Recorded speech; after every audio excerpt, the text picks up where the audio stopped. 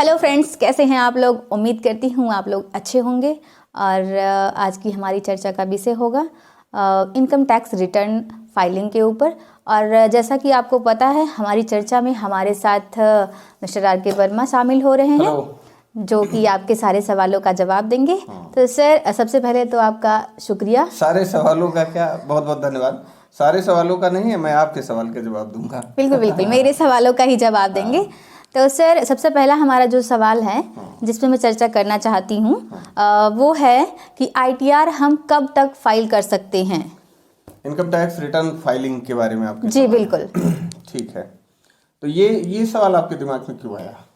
Sir, क्योंकि बहुत से लोग आते हैं, कभी ITR जैसे फिल करवाया तो उनको डेट नहीं पता होगा, कोई किसी को मतलब डेट जब फिनिश हो गई ITR भरवाने की, तो लोग कॉल करते हैं कि सर हमारा ITR भर दो, या मैम हमारा ITR आप कर दो। उन्हें ये नहीं पता होता कि डेट चली गई है। वो तो साल में कभी भी कॉल करके बोलने लगते हैं कि आप हमारा ITR कर दो। ठीक, तो इसलिए मैं जानना चाहती हूँ कि ITR हम कब तक फाइल कर सकते हैं। तो आपके साथ भी ये घटना घटी है क्या? नहीं, एक्चुअली मैं अपना ITR खुद फाइल करती हूँ और टाइम टू टाइम कर लेती हूँ। मतलब काफी पैसा बचा रही हैं। बिल्कुल। ठीक है। अपना ITR आप खुद फाइल करती हैं? जी। ओके, तो इस पे हम बहुत डिटेल्ड मतलब ब्रीफ लेके चलेंगे, क्योंकि डिटेल में चलने का मतलब है काफी लंबी आपकी जो कंटेंट है वो तैयार होगा। तो इसको ब्रीफ में लेके चलते हैं। तो अगर अलाउ करें तो आप कैमरा मुझे दे दीजिए। बिल्कुल सर। Thank you. तो आज का जैसा हम टॉपिक लेना चाह रहे हैं रिटर्न फाइलिंग को लेके, राइट जी। तो देखिए, इनकम टैक्स रिटर्न फाइलिंग जो है एवरी प्रीवियस ईयर का फाइल किया जाता है जी। जो कि उसका रेलेवेंट असेसमेंट ईयर होता है। Relevant assessment year, for the sake of example, मैं कॉमन मैन को समझने के पॉइंट से मैं बता रहा हूँ जी। एक बार ये असेसमेंट ईयर क्या होता है? हाँ, जैसे देखिए क्या है कि प्रीवियस ईयर जैसे हम बात करें 21-22, ठीक है, 1 अप्रैल 21 से 31 मार्च 22 तक ये हम ले लेते हैं एक प्रीवियस ईयर है, ठीक है। यानी कि कोई फाइनेंशियल ईयर जब क्लोज हो जाता है ना, खत्म हो जाता है, ठीक है, तो वो अपने आप में इनकम टैक्स परव्यू में वो प्रीवियस ईयर बन जाता है, ठीक है। तो जैसे 31 मार्च 22 इस समय खत्म हो गया, वो अब हमारे लिए प्रीवियस ईयर हो गया, ठीक है, क्योंकि अब क्या चल रहा है, अब 22-23 चल रहा है, ठीक है। तो इसका मतलब ये हुआ प्रीवियस ईयर 21-22 का जो असेसमेंट ईयर होता है वो 22-23 होता है, ठीक है। तो 22-23 हो गया असेसमेंट ईयर। तो असेसमेंट ईयर का मतलब होता है कर निर्धारण वर्ष, ठीक है, जिसमें टैक्स का असेसमेंट वगैरह किया जाता है, ठीक है। तो देखिए, इनकम टैक्स रिटर्न फाइल करने की जो ड्यू डेट है, मैं एक एग्जाम्पल में सेट करूंगा प्रीवियस ईयर 21-22, ठीक है। प्रीवियस ईयर 21-22 का हम लेके चलेंगे, क्योंकि कई सारे लेके चलेंगे उसमें कंफ्यूजन क्रिएट होगी। तो प्रीवियस ईयर 21-22 का जो असेसमेंट ईयर है वो है 22-23, ठीक है, फाइनेंशियल ईयर 22-23 होगी, ठीक है। अब यहाँ पे रिटर्न फाइल करने की जो ड्यू डेट है, section 139 subsection 1 of income tax act 1961 में ये जो है ड्यू डेट डिफाइन किए गए हैं, जो कि इंडिविजुअल्स वगैरह के केस में है 31 जुलाई 22 तक, ठीक है। यानी कि 21-22 की ITR 31 जुलाई 2022 तक फाइल की जा सकती है, इंडिविजुअल के लिए ड्यू डेट है, ठीक है।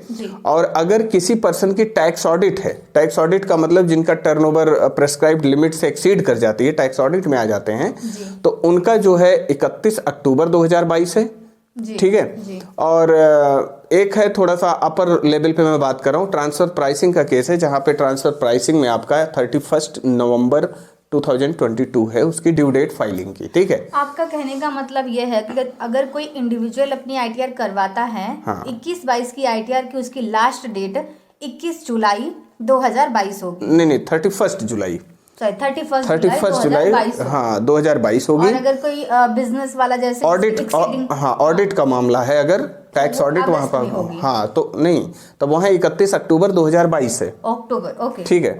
और अगर ट्रांसफर प्राइसिंग का केस है, यानी कि कुछ इंटरनेशनल ट्रांजैक्शन के संबंध में ये मामला चलता है, तो वहां पे 31 नवंबर 2022 डेट ली जाती है। तो ये अलग अलग डेट हैं, अलग अलग डेट अलग अलग कैटेगरी ऑफ पर्सन के लिए है, अलग अलग, ठीक है, ये चीज है। अब इसमें ये होता है कि मान लीजिए कोई पर्सन इन ड्यू डेट में रिटर्न फाइल नहीं कर पाता है, जो ड्यू डेट हमने बताई, ठीक है। तो जैसा कि ड्यू डेट सेक्शन 139 सबसेक्शन 1 में बताया गया, अगर वो ड्यू डेट में फाइल नहीं कर पाता है तो वो सेक्शन 139 सबसेक्शन 4 में फाइल करते हैं, जिसको कहते हैं बिलेटेड रिटर्न, ठीक है। जैसे आप बोलते हो ना बिलेटेड हैप्पी बर्थडे, ठीक है। आपका कहने का मतलब हाँ। ये है, जैसे मेरा सवाल यहीं पे बनता है, क्या ITR ड्यू डेट के बाद भी फाइल की जा सकती है? नहीं, फाइल तो हो सकती है, ड्यू डेट के बाद भी फाइल हो सकती है, इसीलिए तो बोला गया बिलेटेड रिटर्न, ठीक है। तो बिलेटेड रिटर्न भी हम लोग फाइल कर सकते हैं। पहले देखिए नॉर्मली क्या था कि ड्यू डेट के बाद अगर आप रिटर्न फाइल कर रहे हो तो उसका असेसमेंट ईयर जब क्लोज होता है उस रेलेवेंट प्रीवियस ईयर का, यानी कि 31 मार्च 2023 तक आप रिटर्न फाइल कर सकते थे, ठीक है। बिलेटेड रिटर्न 31 मार्च 2023 तक फाइल की जा सकती थी, ठीक है। 22-23 वाली, 21-22 वाली, 21-22, ठीक है। लेकिन अब क्या है, ये डेट जो टाइम है इसको थोड़ा सा क्रैश कर दिया गया है। क्रैश कर दिया गया है कि आप बिलेटेड रिटर्न ड्यू डेट के बाद केवल 31 दिसंबर 2022 तक फाइल कर सकते हैं। मतलब आप 21-22 की लास्ट 22 तक ही फिल कर सकते हैं। हाँ, 31 दिसंबर, ठीक है। पहले यही डेट 31 मार्च 2023 तक चलती, अगर इसमें संशोधन ना हुआ होता तो अगर पहले का कानून अभी होता। ये रिसेंटली हुआ है। हाँ, ये फाइनेंस एक्ट 2022 से, ठीक है। तो अब क्या है यहाँ पे कि अब बिलेटेड रिटर्न जो है 31 दिसंबर 2022 तक आप फाइल कर सकते हैं, ठीक है। लेकिन अब सवाल ये है कि 31 दिसंबर 2022 भी चला गया। हाँ, बिल्कुल। तो क्या ऐसे लोग भी अब रिटर्न अपनी फाइल कर सकते हैं? सवाल ये है, ये सबसे बड़ा मुद्दा है, ठीक है। क्योंकि ऐसे कॉल्स हमारे पास भी आती हैं, ऐसा लोग फोन कर देते हैं रैंडमली, ठीक है। तो 31 दिसंबर 2022 के बाद क्या इनकम टैक्स रिटर्न फाइल की जा सकती है? सवाल ये है, और इसे समझना सबसे ज्यादा जरूरी है। तो मेरा पहला फर्स्ट इंस्टेंस जवाब होगा yes, you can file your ITR after due date, यानी कि 31 दिसंबर के बाद भी आप अपनी रिटर्न फाइल कर सकते हैं, ठीक है। तो इसमें क्या था, फाइनेंस एक्ट 2022 में एक कॉन्सेप्ट आया जो कि है अपडेटेड रिटर्न का कॉन्सेप्ट, ठीक है। अपडेटेड रिटर्न, ठीक है। अब अपडेटेड रिटर्न का कॉन्सेप्ट जो लाया गया वो लाया गया सेक्शन 139 सबसेक्शन 8A में, ठीक है। इसका जो नई धारा इंट्रोड्यूस की गई इनकम टैक्स में, उसमें लाया गया। अब ये जो है प्रभावित हुई, ये धारा प्रभाव में आई है 1 अप्रैल 2022 से, ठीक है। 1 अप्रैल 2022 से, ठीक है। तो हाँ, यहाँ कंफ्यूजन वाली कोई बात नहीं होनी चाहिए। 1 अप्रैल 2022 ये नई डेट आई है। यस। तो अब यहाँ पे सवाल ये है कि ये कब तक रिटर्न फाइल कर सकते हैं? 31 दिसंबर 2022 के बाद, ठीक है। तो संक्षिप्त में मैं बताना चाहूंगा कि प्रीवियस ईयर 21-22 की जो ITR है, असेसमेंट ईयर 22-23 यानी कि 31 दिसंबर 2022 तक आपको फाइल कर देनी चाहिए। लेकिन 31 दिसंबर 2022 तक अगर आपने रिटर्न फाइल नहीं किया है, राइट, तो आप क्या करोगे? असेसमेंट ईयर खत्म होने के बाद, after the end of assessment year, within 2 year आप उस रिटर्न को फाइल कर सकते हैं, ठीक है। यानी कि 24 महीने के अंदर, मतलब 2024। अब जैसे हम बता रहे हैं वही चीज समझने वाली है। प्रीवियस ईयर 21-22 का जो असेसमेंट ईयर क्या है? 22-23 है जी। 22-23 असेसमेंट ईयर जो है उसका एंड क्या होगा? 31 मार्च 2023, ठीक है। तो 31 मार्च 2023 जब इसका असेसमेंट ईयर एंड होगा तो उसके 24 महीने के अंदर आप फाइल कर सकते हैं। यानी कि जो 21-22 प्रीवियस ईयर वाली रिटर्न है उसको आप 31 मार्च 2025 तक फाइल कर सकते हैं, ठीक है।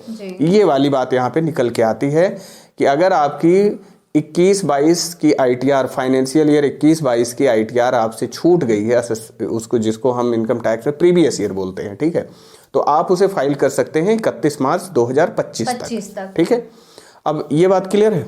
जी बिल्कुल क्लियर है। ठीक है सर, जैसे एक और बात है, यदि ITR ड्यू डेट के बाद फाइल होती है, मतलब ये 24 महीने के भी बाद नहीं, सॉरी ड्यू डेट के बाद, ठीक है, आगे बताएं। तो क्या इस पे पेनाल्टी लगेगी या नहीं? हाँ, देखिए, अगर ड्यू डेट के बाद आप फाइल करते हो, यानी कि जो गवर्नमेंट ने सेक्शन 139 सबसेक्शन 1 में ड्यू डेट दी है उसमें नहीं फाइल कर पाते जी। या सेक्शन 139 सबसेक्शन 4 में भी नहीं फाइल कर पाते, यानी बिलेटेड रिटर्न भी नहीं फाइल कर पाते, ठीक है। तो आप इसका मतलब अपडेटेड रिटर्न वाले कॉन्सेप्ट पे आओगे, बिल्कुल अपडेटेड रिटर्न वाले कॉन्सेप्ट पे आओगे। तो अपडेटेड रिटर्न जब आप फाइल करेंगे तो बिल्कुल वहां पे आप पे थोड़ी सी जो है एडिशनल इनकम टैक्स वगैरह पेनाल्टी तो देखो लगेगी, क्योंकि लेट फाइलिंग फीस वो चार्ज होगी 234F में, ठीक है। इनकम अगर 5 लाख तक है तो 1,000 रुपये, और टोटल इनकम आपकी 5 लाख से एक्सीड करती है तो 5,000 का वहां पे प्रोविजन है लेट फीस लगने का, ठीक है। तो सबके लिए लेट फीस लगेगी जी। अब यहाँ पे सवाल ये है कि क्या उस पे और कुछ पेनाल्टी आएगी? तो जी हाँ, एक पेनाल्टी आएगी एडिशनल इनकम टैक्स के कॉन्सेप्ट को लेके, ठीक है। एक नॉर्मल टैक्स तो इंसान देता ही देता है, ठीक है, लेकिन उसके अलावा उसे एडिशनल इनकम टैक्स भी जमा करना पड़ेगा, ठीक है। जैसा कि मैंने बताया कि 24 महीने के अंदर आप रिटर्न फाइल कर सकते हैं जी। अगर आपने ड्यू डेट में या बिलेटेड या विद इन ड्यू डेट नहीं फाइल की अपनी रिटर्न, तो असेसमेंट ईयर खत्म होने के बाद 24 महीने के अंदर आप फाइल कर सकते हैं, ठीक है। तो ये 24 महीने को 2 भाग में बांटा गया है कि अगर आप रिटर्न को फर्स्ट 12 मंथ में फाइल कर देते हैं, फर्स्ट 12 महीने में, हाँ फर्स्ट 12 मंथ में 2024 तक, हाँ 2024 31 मार्च 2024 या उससे पहले फाइल कर देते हैं, उससे पहले, ठीक है। तो ऐसे केस में जो है आप पे पहला टैक्स तो लगेगा ही लगेगा, इंटरेस्ट भी लगेगा, लेट फीस भी लगेगी, सेस भी लगेगा, ठीक है। तो यहाँ पे लेट फीस को इनमें से हटा दो, बाकी जितना टैक्स बन रहा है आपका उसका 25% आपको एडिशनल इनकम टैक्स के रूप में जमा करना पड़ेगा गवर्नमेंट को, ठीक है। 25%? हाँ, मान लीजिए फर्ज करिए आपका इनकम टैक्स जो है, इनकम टैक्स है, इंटरेस्ट है और सेस वगैरह मिला के 100 रुपए आते हैं, ठीक है। तो अगर ये आप ड्यू डेट वगैरह में फाइल कर देते तो 100 रुपए टैक्स जमा करना पड़ता, जी। लेकिन अब आप 24 मंथ वाला ऑप्शन अवेल कर रहे हो, अपडेटेड रिटर्न वाला अपडेट ले रहे हो ऑप्शन, तो वहां पे आपको 100 रुपए का 25% और जमा करना पड़ेगा, यानी कि 125 रुपए अब जमा करने पड़ेंगे, प्लस हो जाएंगे आपके। यस। तो ये तो बात थी कि तब की जब आप रिटर्न फर्स्ट 12 मंथ में फाइल कर देते हो, फर्स्ट 12 महीने के अंदर आप अगर रिटर्न फाइल कर देते हो, जी, तो 25% आपको एडिशनल टैक्स देना पड़ेगा, राइट। अब सवाल ये है कि अभी फर्स्ट 12 मंथ में भी हमने नहीं फाइल किया, बिल्कुल, ठीक है। तो इसका मतलब अब विद इन 24 मंथ हम कर रहे हैं, हाँ, ठीक है। 12 महीने खत्म हो चुके, उसके बाद हम कर रहे हैं विद इन 24 मंथ, ठीक है। यानी कि 31 मार्च 2025 या उससे पहले हम कर रहे हैं, उससे पहले, बट आफ्टर 12 मंथ, जी, बट आफ्टर 12 मंथ, ठीक है, 12 महीने के बाद। लेकिन ये है 31 मार्च 25 से पहले, हाँ 31 मार्च 25 से पहले, ठीक। तो अगर यहाँ पे आप करते हैं तो सेम टैक्स वगैरह सेम एज इट इज ही कैलकुलेट किए जाएंगे, इंटरेस्ट भी एज इट इज कैलकुलेट होगा, सेस भी वैसे ही लगेगा, ठीक है। और लेट फीस भी अकॉर्डिंगली लगेगी, 1,000 या 5,000 इस द केस में भी, जो भी सिचुएशन में आप फॉलो करोगे, ठीक है। तो ऐसे केस में जो होगा, जैसे वहां पे 25% की पेनल्टी थी, तो यहाँ पे 50% की पेनल्टी एडिशनल इनकम टैक्स आपको जमा करना पड़ेगा। लाइक अगर आपका टैक्स 100 रुपए का था तो अब 50% और आपको जमा करना है, यानी कि 150 रुपए अब जमा करने पड़ेंगे, ठीक है। तो अब यहाँ पे जो एडिशनल इनकम टैक्स लगेगा वो लेट फीस के ऊपर नहीं लगेगा, पहली चीज तो मैं ये क्लियर कर दूं, वो लेट फीस के ऊपर नहीं लगेगा। वो 25% का जो एडिशनल इनकम टैक्स है वो केवल लगाया जाएगा आपके इनकम टैक्स प्लस सरचार्ज अगर है कुछ, प्लस सेस अगर है, प्लस इंटरेस्ट। तो ये 4 चीजें जोड़ के जो अमाउंट निकल के आएगा उस पे जो है 25% या 50% एडिशनल आपको देना इज द केस में बी, ठीक है। जो भी हालात आप क्रिएट करते हैं उस हिसाब से उतना जमा करना पड़ेगा। लेकिन इसमें खास कर क्या है कि ये प्रावधान जो लाया गया कि भाई डेट निकलने के बाद भी आप रिटर्न फाइल कर सकते हैं, ये गवर्नमेंट कुल मिला के अपने फायदे के लिए लेके आई है। पहले मैं ये भी क्लियर कर दूं, ये पब्लिक ऐसा आपको क्यों लगता है? ऐसा हमें इसीलिए लगता है क्योंकि इसके कुछ जो है डिसएडवांटेज ये हैं कि पहली चीज ये है कि अगर आप रिटर्न अपडेटेड रिटर्न फाइल कर रहे हैं, ठीक है, अपडेटेड रिटर्न फाइल कर रहे हैं, तो वो लॉस में रिटर्न नहीं फाइल कर सकते। लॉस ऑफ इनकम होनी चाहिए, सॉरी, रिटर्न ऑफ इनकम होनी चाहिए, रिटर्न ऑफ लॉस नहीं होना चाहिए। पहली चीज ये, अगर लॉस हो रहा है लॉस पे वो फाइल ही नहीं कर सकते, नहीं कर सकते। अगली चीज, अगर आपने मान लीजिए पहले रिटर्न फाइल कर रखी है जी, उसी रिटर्न के अगेंस्ट में आज आप फिर अपडेटेड रिटर्न फाइल कर रहे हैं, यस बिल्कुल कर सकते हैं, अपडेटेड रिटर्न फाइल कर सकते हैं, भले ही पहले आप रिटर्न फाइल किए हो, ठीक है। तो लेकिन अगर मान लीजिए पहले आपने इनकम 10 लाख का दिखाया था जी, अब आप चाह रहे हैं अपडेटेड रिटर्न करके मैं 8 लाख इनकम दिखा दूं, तो अपनी इनकम को आप डिक्रीज नहीं कर सकते हैं अपडेटेड रिटर्न में। पहली चीज, आपका कहने का मतलब ये है इंक्रीज केसेस में आप अपडेटेड रिटर्न वाला सिस्टम अपना सकते हैं। यस, इंक्रीज कर सकते हैं, डिक्रीज नहीं। हाँ, तो इंक्रीज का मतलब क्या है, गवर्नमेंट को टैक्स जाएगा, तो फायदा किसका है, गवर्नमेंट का। अगली चीज, लॉस आप क्लेम नहीं कर सकते जी, तो इनकम ही क्लेम करनी है, तो इनकम पे टैक्स बनेगा, टैक्स किसको जाएगा, गवर्नमेंट को जाएगा। अगली चीज, आपका अगर टैक्स वगैरह एक्स्ट्रा कटा हुआ है, एक्स्ट्रा आपका डिपॉजिट है, तो आप रिफंड भी क्लेम नहीं कर सकते। ऐसा क्यों? लॉ है, उन्होंने लॉ बनाया है अपने कन्वीनियंट के हिसाब, जहां उनको फायदा हो रहा है, ठीक है, आप रिफंड नहीं क्लेम कर सकते, ठीक है। अगली चीज ये है, तो लगता है कि गवर्नमेंट का ही फायदा है, पूरा कंप्लीट गवर्नमेंट, हम तो खुला बोलते हैं ये गवर्नमेंट ने अपने फायदे के लिए काम किया है यहाँ पे। अगली चीज ये है, ठीक है, मैं मानता हूँ कुछ लोगों को नेसेसरी होती है इनकम टैक्स रिटर्न फाइल करना, लेकिन क्या है कि इसको और कन्वीनियंट बनाओ लोगों को आसानी से चीजों को, ताकि वो इम्प्लीमेंट कर सके, ठीक है, फ्लेक्सिबल होना चाहिए। ऐसा नहीं एकदम रिजिड तलवार लेके गले पे रख के बैठे हुए हो, ये थोड़ा सा बड़ा कॉम्प्लिकेसी है, मैं सीरियसली बोल रहा हूँ। अगली चीज ये है कि यहाँ पे ये भी, अगर आपके बिजनेस प्रीमाइसेस वगैरह में सर्च या रेड वगैरह हुई है, तो सर्च या रेड वगैरह अगर हो गई है, तो सर्च रेड होने के बाद आप अपनी अपडेटेड रिटर्न भी नहीं फाइल कर सकते। अच्छा, ये भी है, ठीक है, कि कहने का मतलब आप सोच रहे हो फटाफट हम सरकार को जो भी है ड्यूज वगैरह वो पेमेंट करके निपटा दें, तो ठीक है, वो भी नहीं कर सकते। अगर आपके प्रीमाइसेस में सर्वे वगैरह हुआ है, सर्वे वगैरह भी करते हैं, आके निरीक्षण करना, ठीक है, इंस्पेक्ट करना, तो वहाँ भी आप जो है अपडेटेड रिटर्न फाइल नहीं कर सकते हैं।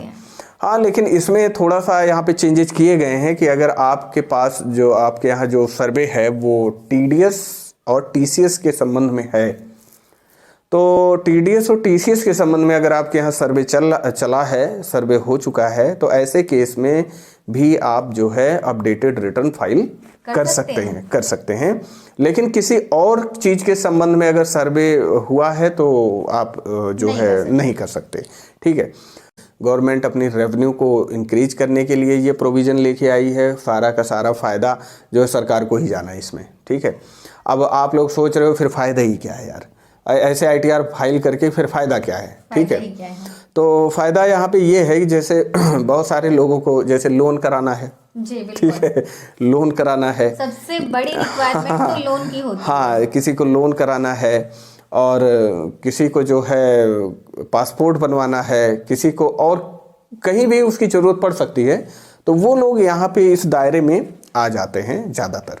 बैंक भी चालाक है कि अगर जो रिटर्न साल भर 24 महीने पहले फाइल करनी थी, आज 24 महीने बाद आप फाइल कर रहे हो, तो बैंक भी नहीं कंसीडर करती। मोस्टली लोग जो है रिटर्न भरवाते हैं क्योंकि उन्हें लोन की जरूरत होती है, जो मिडिल क्लास के लोग होते हैं। बिल्कुल, और जो या तो नया बिजनेस सेटअप करना चाह रहे हैं या कुछ भी, मतलब उन्हें रिक्वायरमेंट है अगर पैसों की, या कोई घर लेना चाह रहा है, तो मुझे लगता है ऐसे केसेस में लोग ITR करवाते हैं, और ज्यादा से ज्यादा लोग करवाते हैं। बिल्कुल, अगर ये ITR गवर्नमेंट बैंक कंसीडर नहीं करेगी तो फिर फायदा क्या है इसका? अब वो तो चलो बैंक का अपना व्यू है, वो कंसीडर करती है कि नहीं, लेकिन ये मेरा व्यू था, ओपिनियन था जो मैंने बताया आपको, ठीक है। खैर, आई थिंक आपके सवाल सारे क्लियर होंगे। बिल्कुल सर, मेरे सारे सवाल क्लियर हो गए हैं, और उम्मीद करती हूँ दर्शकों के भी। और अगर आपके माइंड में कोई क्वेश्चन होगा तो उम्मीद करती हूँ आप लोग मुझे कमेंट बॉक्स पे लिख के भेजेंगे। बिल्कुल। और हमारा जो है सेशन इसी तरीके से कंटिन्यूअस चलता रहेगा।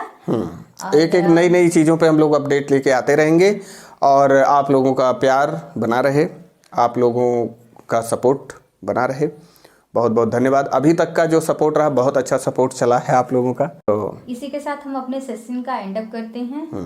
नमस्कार। Take care. नमस्कार।